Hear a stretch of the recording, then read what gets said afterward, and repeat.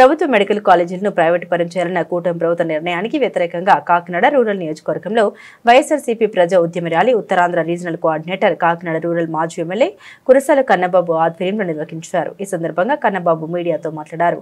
మాజీ CM YS Jaganmohan Reddy ఆదేశాల మేరకు శాంతియుతంగా ర్యాలీ నిర్వహించామని తెలిపారు. పేదల కోసం వైద్య సేవల్ని బలోపేతం చేయాలనే ఉద్దేశంతో జగన్ ప్రభుత్వ ఆసుపత్రుల్ని పటిష్టం చేస్తూ ప్రతి జిల్లాలో మెడికల్ కాలేజీల నిర్మాణం చేపట్టిందని తెలిపారు.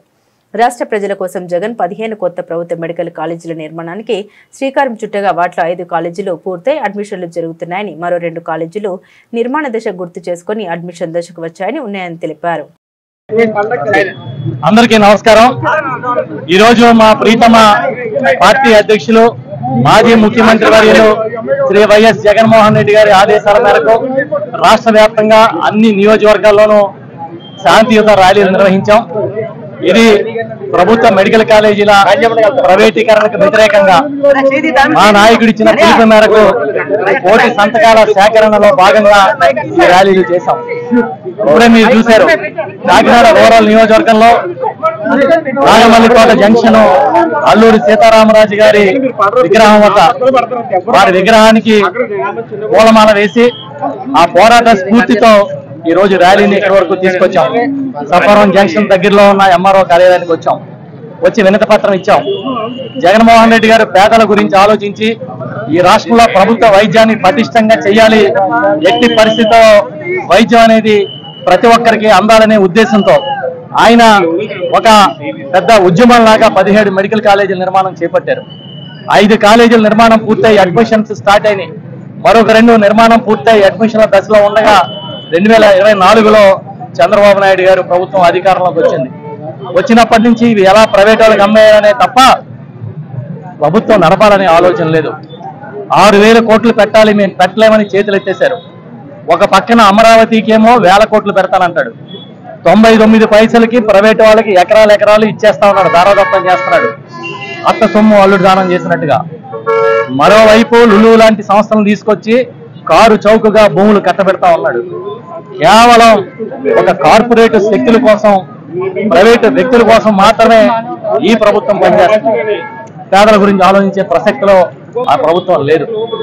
నిన్నగాక మనం చూసాం ప్రభుత్వ వైద్యం ఎలా నడుస్తుందో. మన విశాఖపట్నంలో కేజీహెచ్ ఆసుపత్రిలో కరెంటు 13 గంటలు లేక, జనరేటర్ లేక పేషెంట్లు చనిపోయిన పరిస్థితి. ఇప్పుడు మేము ఎంఆర్ఓ ఆఫీస్కి వస్తే చీకట్లో ఉంది. అక్కడ అధికారులను అడిగాం, ఏంటి అని అడిగితే కరెంటు పోయి గంట అయిందన్నారు. రెవెన్యూ ఆఫీసు చీకటిమయం, ఆసుపత్రులు చీకటిమయం. ఈ ప్రభుత్వమే ఒక చీకటి మయం. అది మంచి ప్రభుత్వం అంటే ప్రచారం చేసుకుంటే సరిపోదు. ఇది ముంచే ప్రభుత్వం, ఈ ప్రజలను నిలువునా ముంచుతున్న ప్రభుత్వం. ఇది తండ్రి కొడుకు కలిసి వాళ్ళ పార్ట్నర్స్తో కలిపి ఊరినే షోలు చేసుకుంటూ ప్రచారం చేసుకుంటూ తిరుగుతూ ఉన్నారు. వాళ్ళ క్యాబినెట్లో ఏం చర్చించారనేది ఆంధ్రజ్యోతిలోని ఈనాడులో చూస్తే మనకి అర్థమవుతుంది. వాళ్ళ కంట్రోల్ పోయింది, ఎమ్మెల్యేల మీద మాట్లాడుకున్నారని వచ్చింది. ఇంతకన్నా దిగజారుడుతనం ఇంకేమైనా ఉంటుందా నాయకత్వానికి? ఇవాళ మొన్ననే మోంతా తుఫాన్ వచ్చింది. మోంతా తుఫాన్ వస్తే పెద్ద ఎత్తున ప్రచారం చేసుకున్నారు. వాళ్ళ సొంత ఛానల్స్ లో ఏదో మోకాలు అడ్డు పెడితే మోంతా ఆగిపోయింది చంద్రబాబు నాయుడు కోసం అని, ఇలాంటి సిల్లీగా చౌకబారు ప్రచారం అంతా చేశారు. ఇప్పుడు ఇవాళ చూసుకుంటే మన జిల్లాలో, కాకినాడ జిల్లాలో 15,000 ఎకరాలు పోయిందని రాస్తున్నారు. మేము అడుగుతున్నాం, మీ కళ్ళు కనిపించట్లేదా? రైతాంగం బాధలు వినిపించట్లేదా? ఇవాటి వరకు సీఎంఆర్ మొదలు కాలే. ఎవరైనా సరే మా పంట పోయిందని రాయించుకుంటే మీకు ధాన్యం కొనలేమని అధికారులు అల్టిమేట్ వేస్తున్నారు. గతంలో ఎప్పుడున్నా ఈ పరిస్థితి ఉందా?